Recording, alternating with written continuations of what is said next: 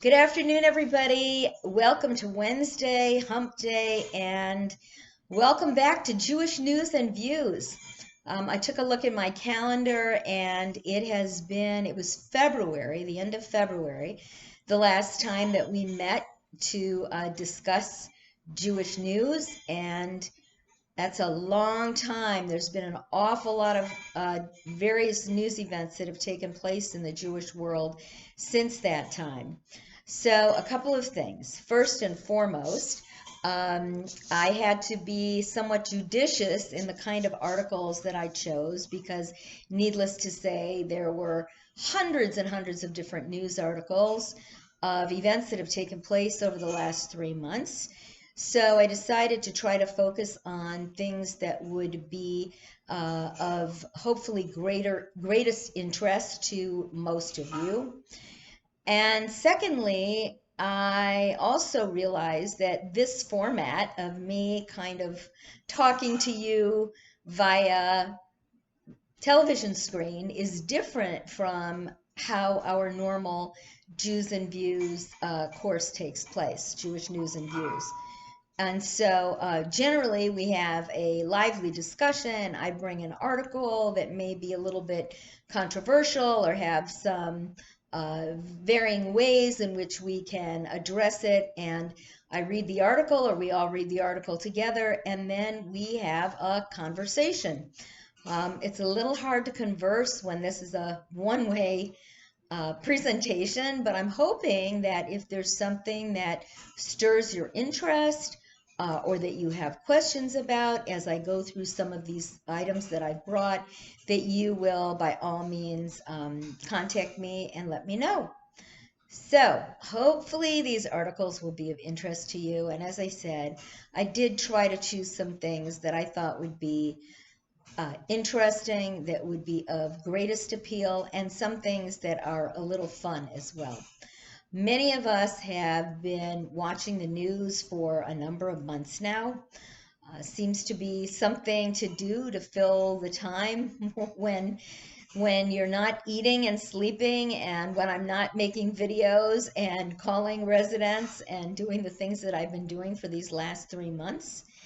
But I thought that one of the things we don't hear a lot about is COVID-19 in Israel, the pandemic in Israel, and how that has impacted Israel, where it came from, what kinds of precautions and protocols they put in place, and so on. So I'd like to start with that and give you some information about how they've been handling this pandemic in Israel.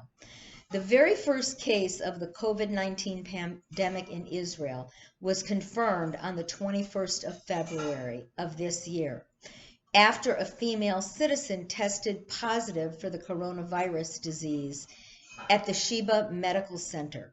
Now, she happened to be one of the passengers on the Diamond Princess, the cruise ship that was docked in Japan for several weeks before they allowed the passengers to disembark and go back to their homeland of origin. And I think you remember that story because we all kind of watched in disbelief as these couple of thousand passengers were sitting in their cabins on the ship, some of which, as you know, if you've been on a cruise, are not very spacious. And meals were being delivered to them. It was like being in prison. They were allowed 1 hour a day to go out on the deck and get in the sunshine. And finally, the ship, which is one of the Princess cruise ships, was allowed to come back to the United States. And then everybody on that cruise ship, they were permitted to go back to their homeland of origin. With respect to Israel, they had to be like most of the other countries. If you were coming from South Korea, which is where this ship had been before Japan, you had to go into a self-imposed 14-day home isolation. But evidently, this woman was sick enough to be hospitalized. So that was kind of the first major news story that broke, as I recall, about the pandemic virus. And she was an Israeli woman who was on that ship. Beginning on March 11th, Israel began to enforce social distancing and other rules to limit the spread of the infection. So they were very much on a similar timetable to what we were here in the United States and particularly here in California. I believe that our social distancing came into effect on Friday, March 13th. I'm pretty sure that was the date. I'd have to go back and check for sure. And similarly to what we saw in many states here in the U.S., they were restricted to gatherings of no more than 100 people. And just 4 days later, very quickly thereafter, the number was lowered to 10 people, with attendees advised to keep a distance of 2 meters, which is similar to our 6 feet. It's about 6 or 7 feet between one another. And then just a few days later, 4 days later, on the 19th of March, Prime Minister Benjamin Netanyahu declared a national state of emergency, saying that the existing restrictions would be legally enforceable, that no longer were they relying on the goodness of people to socially isolate, to stay away from one another, to stay at home, and so on, but that violators would be fined. So Israelis were not allowed to leave their homes unless it was absolutely necessary, and the essential services, very much like here in the United States, included food stores, pharmacies, banks. Those would remain open. Individuals were instructed to cover their nose and mouths outdoors, and so they began wearing masks early on. And then we saw a spike. There was a spike in Israel of coronavirus diagnoses in the city of Bnei Brak, reaching 1,000 infected individuals at the beginning of April. And the Israeli cabinet decided to name Bnei Brak as a restricted zone where there was limited entry, limited exit for a period of a week. And that coincided with Pesach. So on the night of April 8th, so lawmakers ordered a 3-day travel ban, and they mandated that Israelis stay within 100 meters. For those of you who aren't well versed in the metric system, that's 330 feet of their home on the night of the Seder.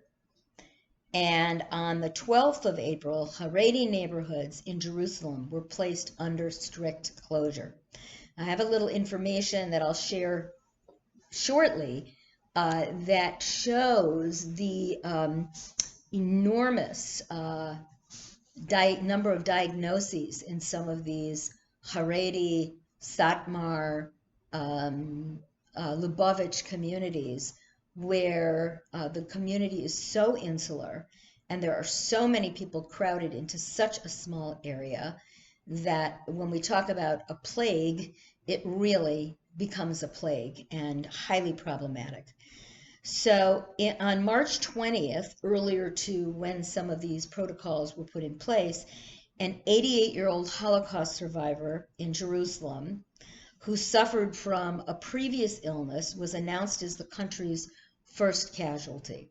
Now, again, it's unknown whether or not there were other casualties, and that's something that we are grappling with here in the United States as well.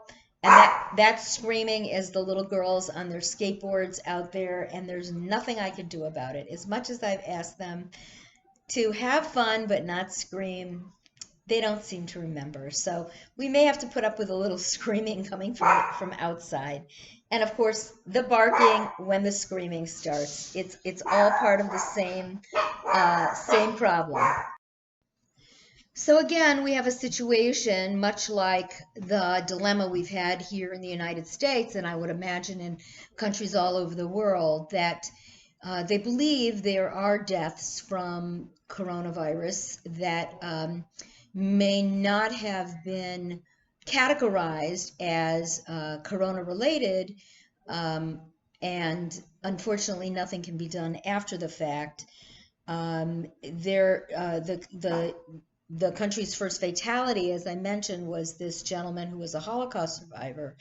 And then shortly thereafter, on the 2nd of April, the Minister of Health, Yaakov Litzman, was tested positive for coronavirus, and as was his wife. And so that was the first cabinet member that came down with the virus. What is perhaps more perplexing or more complicating in the situation in Israel is that this pandemic comes in the middle of the absence of an official government, because there was no ruling yet as to the coalition. There had been 4 elections. There had been no coalition formed. We were still debating whether Benjamin Netanyahu or Benny Gantz, who was going to be leading this government. And so who knows, maybe there are people who think that we would have done better without a government. But in Israel, it was problematic. So there was then another woman, also from a passenger from the Diamond Princess, who was diagnosed positive. And then on March 1st, a female soldier tested positive for the virus. She'd been working at a toy store that was managed by the same man who'd been diagnosed in February. And then there were 3 more cases and another couple of confirmed cases and so on. So possibly the worst breakout was in a middle school where 1,150 students had to enter into a 2-week quarantine because one of the students at the school, 2 others who worked there, a principal who had shopped at this toy store, all were diagnosed positive for the virus. So it was kind of running rampant for a bit. All the students were quarantining. And then, unfortunately, a professor from Hebrew University in Jerusalem, Professor Mark Steiner, died of the virus on April 6th. So many travel restrictions were put into place. At the very end of January, there was a travel restriction against any non-essential travel to China. And then just a few days later, all flights from China were suspended. And then that ban was extended to Thailand, to Hong Kong, Macau, and Singapore, because there is a significant amount of travel within and among those countries from China and to China. They instituted 14-day isolation, similar to what we have here in the United States. There was a group of Greek pilgrims who had come to Israel. There were 200 Israeli students who were quarantined after being exposed, and groups of religious tourists who had been to South Korea and then come back. So lots and lots of people being quarantined. On March 9th, Benjamin Netanyahu declared a mandatory quarantine for all people entering Israel. So if you were going to visit family, or you were going on a guided tour, you were obligated, mandated to quarantine yourself for 14 days. So we can all imagine, we know exactly what happened to the tourism industry in Israel. The bottom completely dropped out. And I consider myself incredibly fortunate, and I express my gratitude greatly that my trip to Morocco and Israel, which began, I believe, on January 16th or 17th, and I came home from Israel on the 2nd of February, that I feel very fortunate that I was able to take this marvelous trip and get back to the United States before the words coronavirus were really, in our vocabulary. So I feel very, very, very fortunate. And that order to quarantine for 14 days was effective immediately for all Israelis who were coming back and any foreign citizen who was going. So I can't imagine that there were a lot of people taking trips to Israel, especially given what was happening with airlines having to self-quarantine and so on. On March 2nd of this year, there was another Israeli legislative election that was held. And there were special voting booths that were established. These were secluded, quarantined, especially cleaned voting booths that were established for close to 6,000 Israeli citizens who were eligible to vote but were self-quarantined. And I don't know exactly how this worked, but of those 5,600, about 4,000 voted in the coronavirus special voting booths.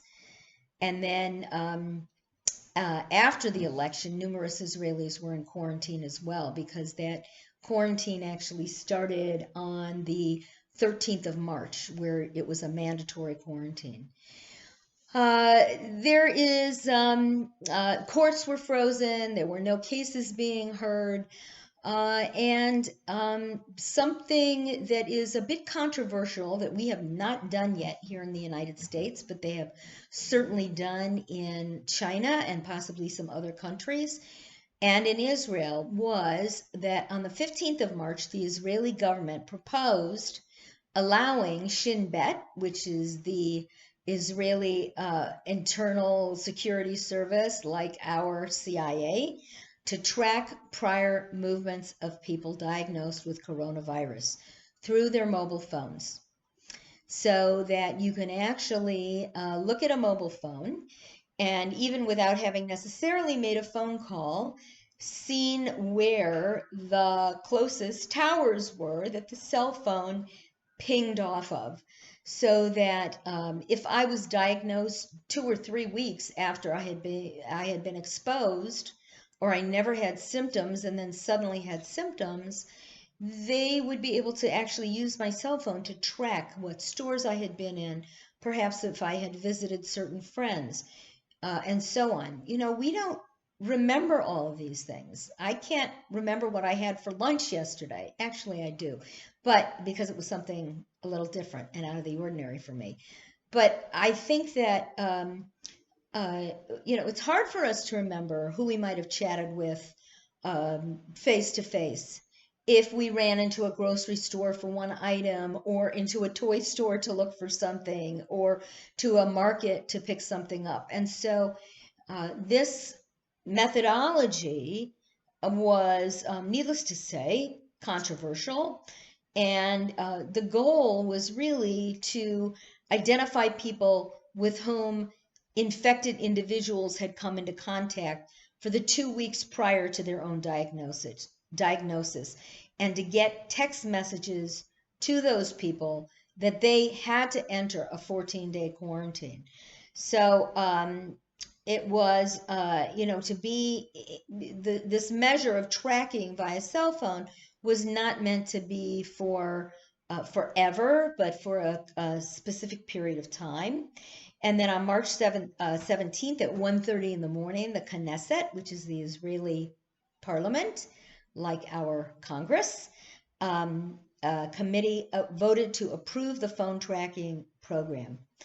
And within the first couple of days, the Ministry of Health had already text messaged 400 people who had been within the proximity of an infected person, and told them to enter a 14-day self-quarantine. Now, I don't know how easy it is to enforce that.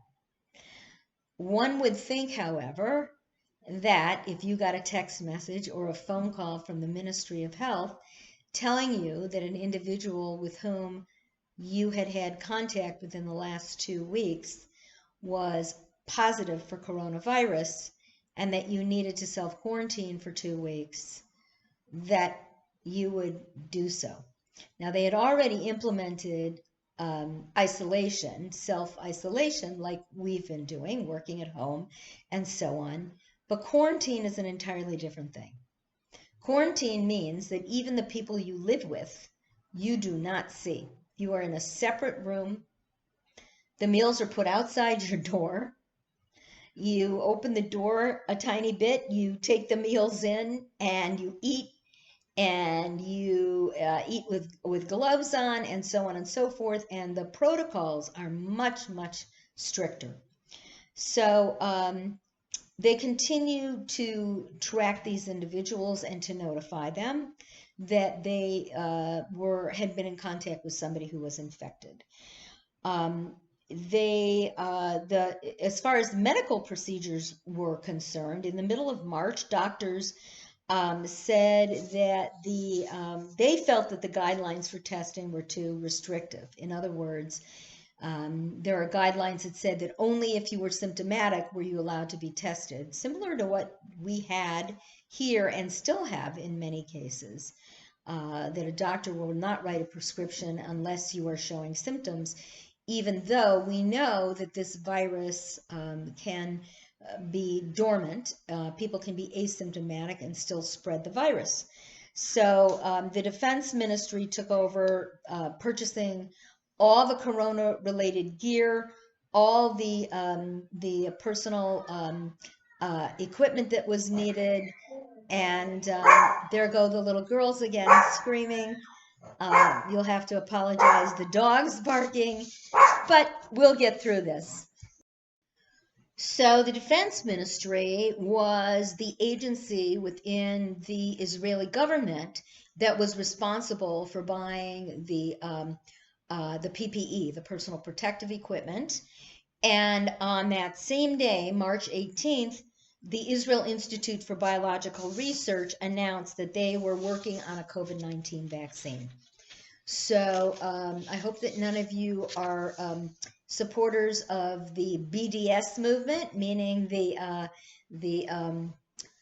boycott, divest, and sanction movement against Israel, Israeli products, and so on. Because if they're the first to develop the vaccine, you would definitely not want to take it, because you wouldn't want to be involved in any Israeli inventions, products, and so on and so forth. But I don't think we have anybody in our community who is in favor of BDS. They also right away started to collect blood plasma from recovered COVID patients who they believe have the antibodies to start to treat the most severely affected people. And by the third week of March, El Al, which is Israel's national carrier, responded to a government request and started sending planes to Peru, to India, Australia, and Brazil, and to Costa Rica to bring home hundreds of Israeli citizens who had been stranded around the world due to the pandemic, were unable to get home. And they brought home 550 Israelis from India, and a few days before that, 1,100 Israeli travelers from Peru. And all of them, of course, had to be self-quarantined for 14 days. So they went through very much a similar process that we did in terms of isolation, in terms of people working at home, in terms of plasma collection, and so on. The economic impact has been enormous. Israel is very much dependent upon tourism, agriculture, and so they're having a rough time of it. And I don't know if you've been to Israel recently, and by recently I mean within the last 10 years or so, but it is a country that is not like it was back in the 60s, 70s, 80s, or 90s. It is an amazingly technologically advanced country with all the same sorts of things that you see here by way of entertainment, theaters, venues, concert venues, restaurants, and so on. So this has taken a significant toll on the on the economy there. Malls, restaurants, hotel dining, pubs, discotheques, dance clubs, gyms, pools, beaches, water and amusement parks, zoos, petting zoos, mikvahs have been closed. Um, beauty parlors and massage therapists, event and conference venues, any public boats, cable cars, all the kind, and heritage sites. Everything has been closed down. The restaurants for takeaway, takeout, and supermarkets, as I said, and pharmacies have remained open. Al-Aqsa Mosque and Dome of the Rock were closed to prevent contamination of holy sites. And so the government's directive for people to stay home was, was just like it is here. There's not a heck of a lot you could do out there. You might as well stay home. However, just like here in the United States, sadly, they did see an increase in calls to domestic violence hotlines and women's shelters.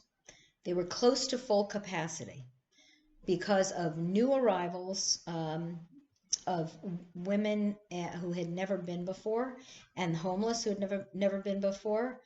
And they were saying that this pandemic was creating domestic tension within households, and unfortunately there was a surge in domestic violence.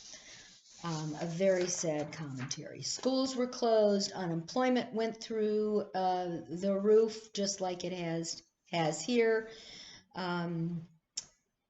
Private sector firms who had more than 10 employees were required to reduce their staff, any staff that was still present in the workplace, by 78%. So if you had 10 employees, you now had 3 employees. If you had 100 employees, you now had 30 employees. And this was the only way that they could get the numbers down to a place where they could safely distance employees from one another. There was an economic rescue package like there was here. Some of the Israeli foreign embassies closed, retail closed, events were canceled, and so on. Their weddings were held off, and the open air market, the Carmel market in Tel Aviv and Machne Yehuda market in Jerusalem were closed by police. And I can't imagine being in Israel and not being able to go to the Shuk HaCarmel or to Machne Yehuda to do my shopping. But that's how it was. Religious restrictions. There were restrictions, lots of back and forth about whether the Chevra Kadisha, the Burial Society, could still work. Lots of back and forth about whether or not funerals could be held. And we read in the news about some of these funerals that were held that had hundreds, if not thousands, of mourners coming out for well-known people who had died, and so on. So, we saw many of the same things happening. One of the issues that I wanted to read about was to take a look at the statistics of what parts of Israel had the highest confirmed COVID cases and the highest cases per 1,000. So I didn't look at deaths, but I did look at the cases per 1,000. And as you would think, unfortunately, some of the communities that are highly populated by ultra-Orthodox Jews came under the category of highest cases per 100,000. So, for example, Bnei Brak which is a almost exclusively ultra-Orthodox community with close to 200,000 people, tested about 35,000 of those 200,000. So that's roughly what, 15, 17%. Out of those 34,000 tested, they had about 10% confirmed cases. So their cases per thousand were 177 cases per 100,000. Hura had 471 cases per 100,000 people. They have a population of about 17,000, of which 1,700 were tested, 146 confirmed. So some of these more exclusively Orthodox communities had very, very high coronavirus numbers.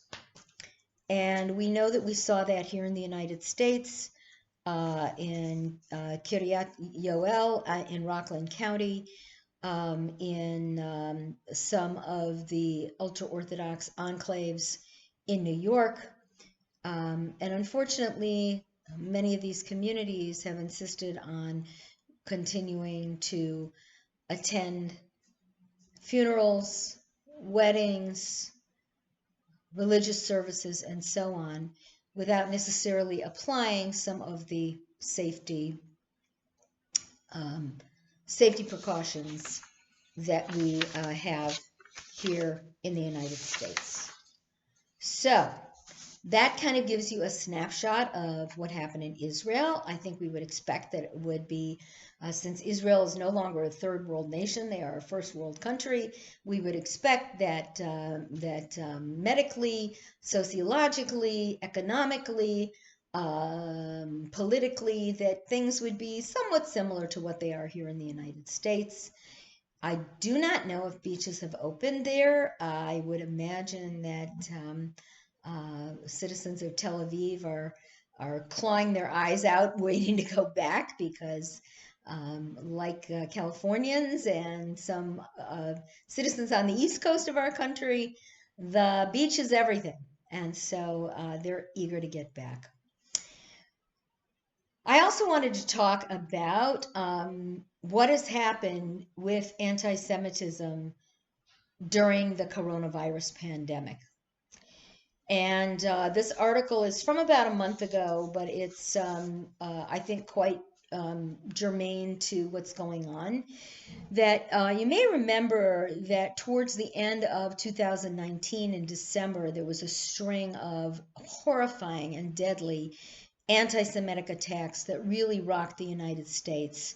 And many people, even during the first few months of 2020, were uniting against what seemed like this scourge of anti-Jewish prejudice.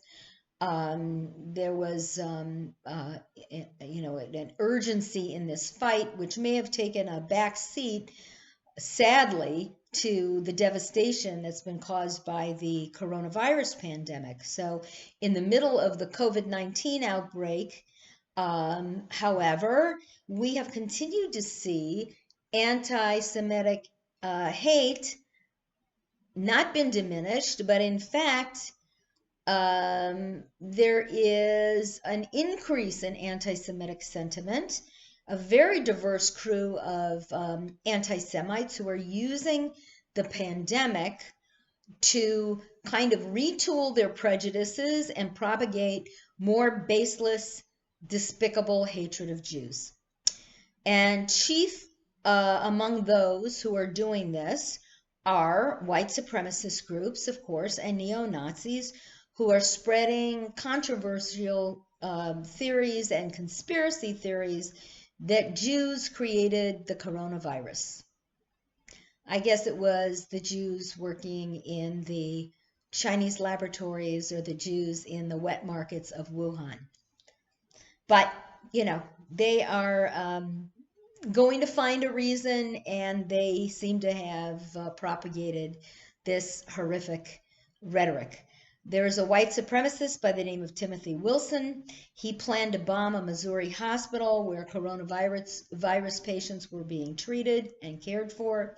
And he was killed in a shootout with the FBI on March 24th.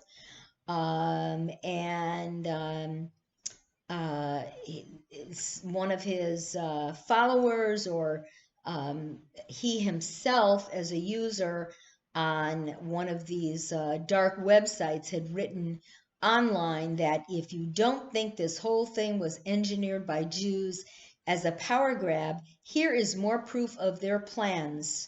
Jews have been playing the long game. We are the only ones standing in their way. Okay.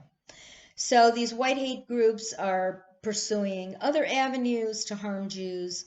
According to the FBI, white supremacists and neo-Nazis are urging members who become infected with coronavirus to spread the disease to the Jewish community and to law enforcement through their bodily fluids.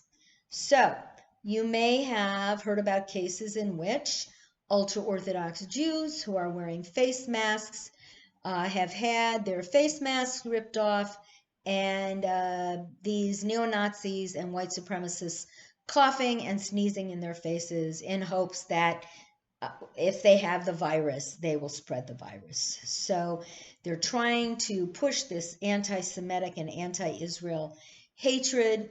There was a professor at California State University in early March who tweeted this very bizarre accusation that Israel would have different medical procedures for Jews and non-Jews with regards to the coronavirus, and that the non-Jews were going to be put in mass prisons, which of course is absolutely absurd, because we know that non-Jews in Israel are treated in Jewish Israeli hospitals along with Jews all the time.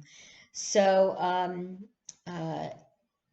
unfortunately, the distinctive dress of some Orthodox Jews makes them frequent targets, although it shouldn't, but sadly it does. And and this is predominantly in the northeastern part of the United States.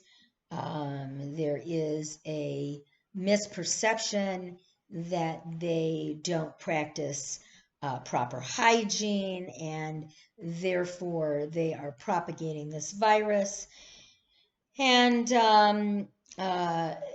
just horrible things that have been said. A Hasidic man was turned away from an appointment that he had scheduled with a Toyota dealership in New York.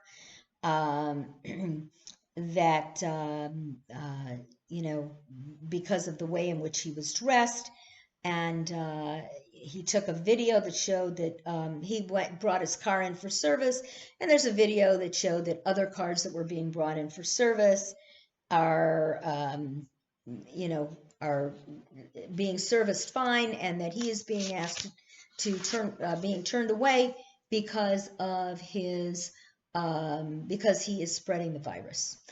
So sadly, we've seen this recent global rise in anti-Semitism.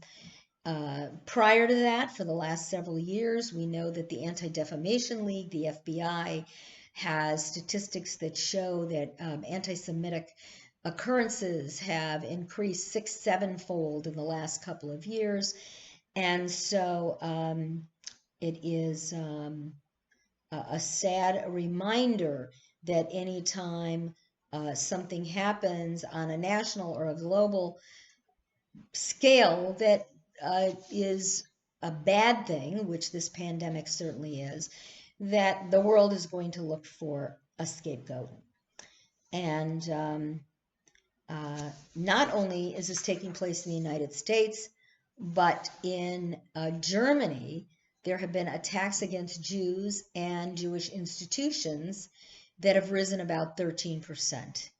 And again, a recent article that showed that last weekend, thousands of people from many walks of life protested German government measures that they were taking to control the spread of the virus, and they used those protests as a pretext for displays of anti-Semitism, um, not thinly veiled, but very open. They said that, some of the protesters wore yellow stars. I'm wearing my yellow star t-shirt today that says Stronger Than Hate. This is the shirt that was made in Pittsburgh after the murders at the Tree of Life Museum. But they were purposely putting yellow stars on their clothing to say that the protocols that the government was placing to tamp down the pandemic were similar to those that the Nazis had used during World War II. So it's very sad to see that this right-wing extremism is taking place all over the world, that there has been a resurgence in Germany, and we certainly know that this has happened in other European countries as well. We've been following that in our Jewish News and Views program for a couple of years now, at least a year and a half now. So the figure in Germany was that in 2019, around 2,000 attacks on Jewish people or Jewish institutions in Germany. That's a lot. A 13% increase on the 2018 figure of 1,799. And sadly, this pandemic has increased that significantly as well. And these are all, of course, investigated as hate crimes, but not always are they able to prosecute because they can't necessarily always find the perpetrators. Okay, now for some fun. Well, almost time for some fun. The criminal case against Benjamin Netanyahu started this week. No Israeli prime minister has ever been indicted while in office, much less stood trial. And this is criminal case number 67104. It is the state of Israel versus Benjamin Netanyahu. And it is really putting the Jewish state in uncharted waters because you have a sitting prime minister who is being indicted on criminal charges. So, of course, Netanyahu says he has done nothing wrong. And Israel, like other Western democracies, is going to officially regard him as innocent until proven guilty. An official court of public opinion, however, is a different story. Over the course of an unprecedented 3 elections in 1 year, voters gave Netanyahu enough votes to claim a personal victory, but not enough to form a coalition. And as we know, Israeli politics is different from politics in the United States in that you have to have a majority. If you have to have 61 votes in the Knesset. If you don't, even if you have a majority, you have to form a coalition where you get the other parties to join your party so that you can be the ruling party. And Netanyahu currently is heading a unity government with Benny Gantz. And the only reason they formed the unity government as opposed to moving ahead with another election was because of the COVID-19 pandemic. This national and worldwide crisis took place, and they had to have some sort of government in place to combat the virus and to make decisions as to how the country would continue to operate. Now, if he is found guilty, he can face as much as 10 years in prison on bribery charges alone. And he has some there are some co-defendants, and there are 3 separate investigations taking place. And his co-defendants are Arnon Moses, who is the publisher of the Yediot Achronot daily newspaper, Shaul Elovich, the controlling shareholder of Bezek, which is Israel's largest telecom company and owner of the popular Walla news site, and Iris Elovich, wife of Shaul Elovich. And, it's interesting to see Bezek, Israel's largest telecom company, because years and years ago, Bezek was absolutely the pits. The pits. Telephone service in Israel was horrible. Now, of course, everybody's got cell phones, but Bezek still probably, I'm sure, has a cellular division. So it's going to be interesting to see what happens in this case, these criminal cases against the president or the prime minister of Israel. And I don't know what happens if he's convicted. I would assume that he can no longer serve as prime minister, and then this coalition government that's in place would most likely, I don't know if they have another election or if Benny Gantz is just by default now the prime minister of Israel. Okay, so now a couple of fun stories. The first is about a little Israeli boy who discovered an ancient tablet during a family trip in southern Israel. He is 6 years old. His name is Imri Elia, and he discovered a 3,500-year-old tablet during a visit to an archaeological site in the Negev desert. He is from Kibbutz Neirim. He found the artifact at a dig at a site called Tel Yema, and he turned it over to the National Treasures Department of the Israel Antiquities Authority. So evidently this was a site that was either completely excavated or in the process of being excavated, and he found this tablet.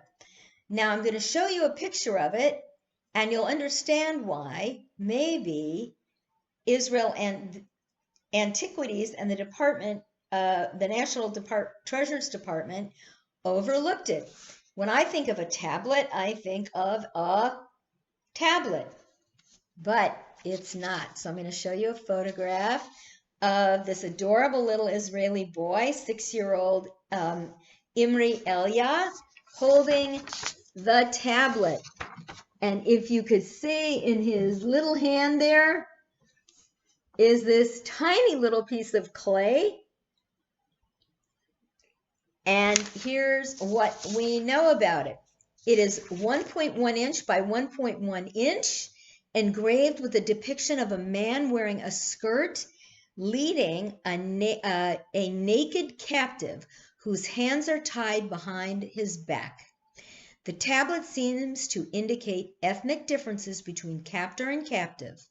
The captor's hair is curled and his face is full, while the captive is thin and his face elongated. So we don't know if that's strictly an ethnic difference. It probably is, but it could also be that the captive has been captive and hasn't been eating. I'm going to show you a close-up in a minute. It's the first such tablet ever found in the state of Israel, and researchers estimate the artifact dates to between the 12th and 15th centuries before the Common Era. So that is 1500, that is 3,500 years old. That is a long time ago, and that is a period during which the Egyptian Empire ruled the area. So who knows if this isn't an Israelite slave. The tablet opens a visual window to understanding the struggle for dominance in the south, because again, this was in the Negev, of the country during the Canaanite period, Archaeologists Sa'ar Ganor, Itamar Weisbein, and Oren Shmueli of the Israel Antiquities Authority said in a statement. So here is a larger depiction of the tablet. Remember, it's only 1.1 inch by 1.1 inch in size, so it is pretty tiny. Amazing that this little boy found it. And you could see that the figure on the left is skirted and looks a little bit Egyptian, at least in terms of the garb. And then the one on the right is naked and is being held with his hands behind his back. And the faces are quite different. The face of the captor is much rounder and fuller. The face of the captive is narrower and elongated.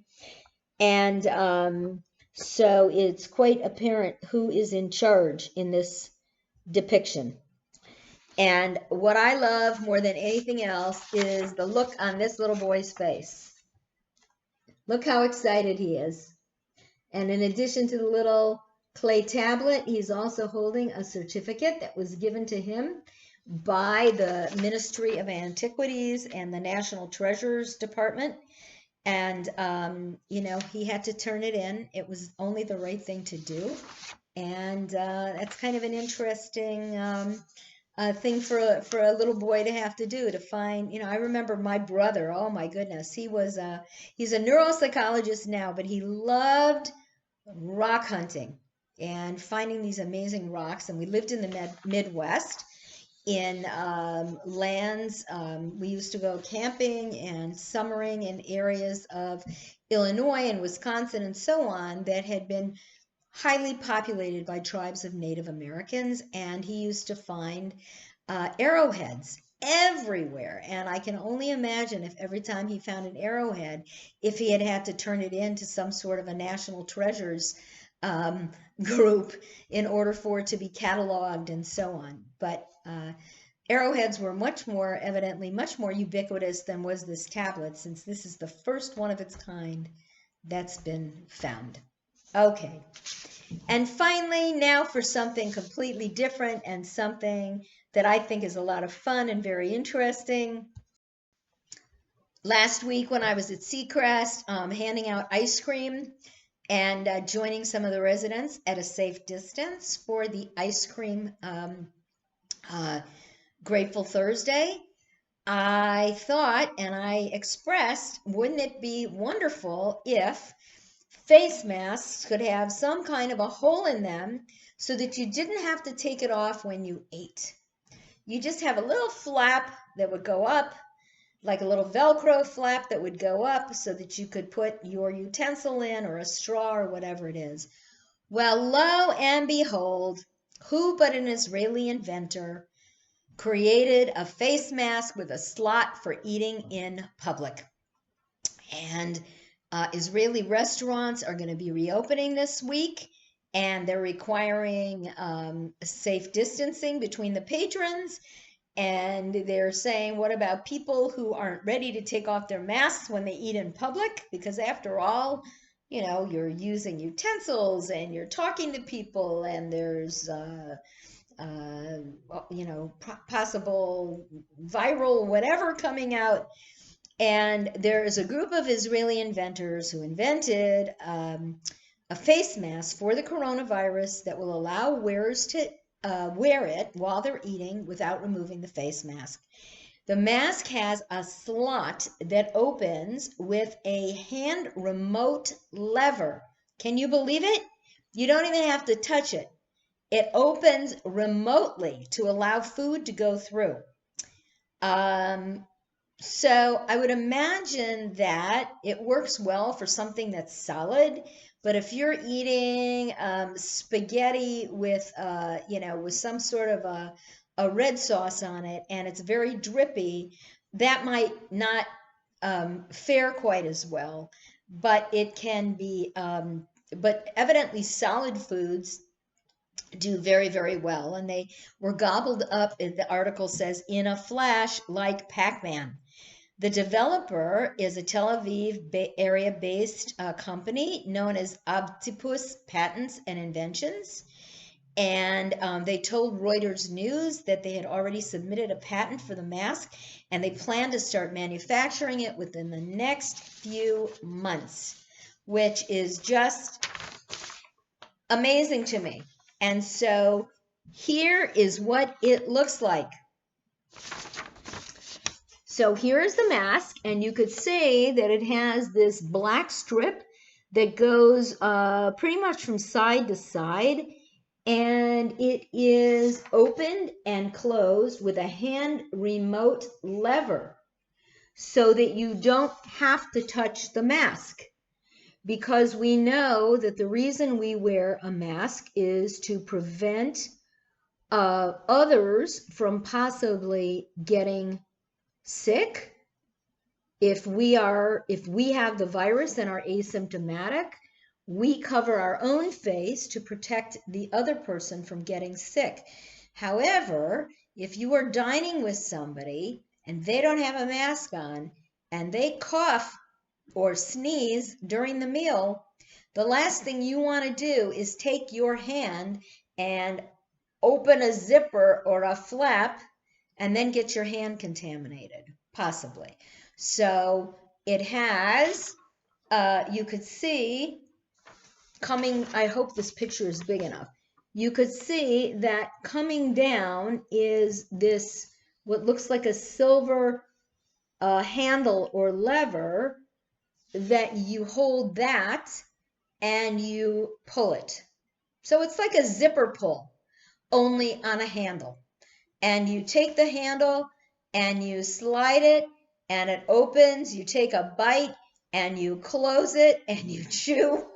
And I don't think I'm ready. I figure I'm going to wait to go out and eat when the restaurants have their act together in terms of making sure that everything is clean, that you're not sitting elbow to elbow and knee to knee with other people, that you're sitting at safe distances, that a restaurant that has a capacity for 100 only has 20 or 25, and that you could take your mask off, but only when you're actively eating and not when you're just sitting there and chatting, waiting for the bill. So I hope that you've enjoyed these stories.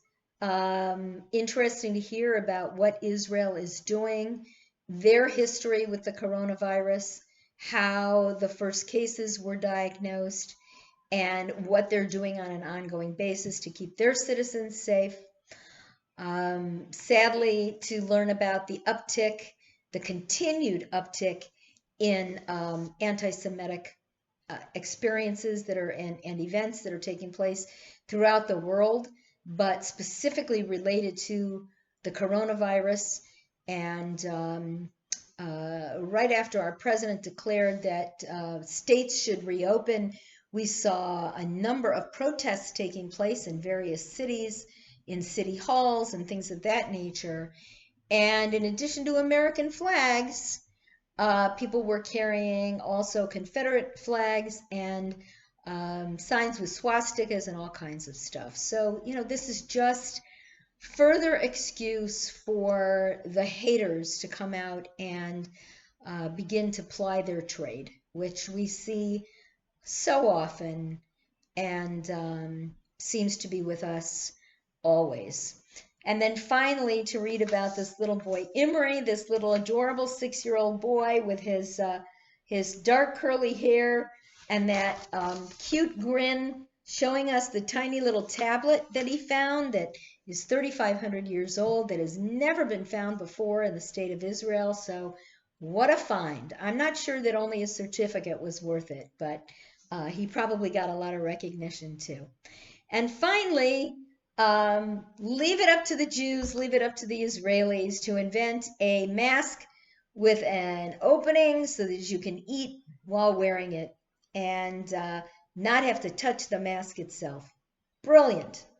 So that is Jewish News and Views for today. I hope that when we reconvene in June, maybe not in June, but possibly in July, that we'll be able to do it together, at least in a small group. And I'm going to wish you all lehitraot. Tomorrow morning, Thursday morning, I have Chai there with Rabbi Leah. We're going to be talking about the number 50, the Jubilee. That's in the morning at 9:30, and then tomorrow at 4:45, blessings for Shavuot. Yes, Thursday, blessings for Shavuot, and then Shavuot services on Friday morning. So please join me for all of this. Thank you for joining me today. It's been my pleasure. Lehitraot. Bye bye.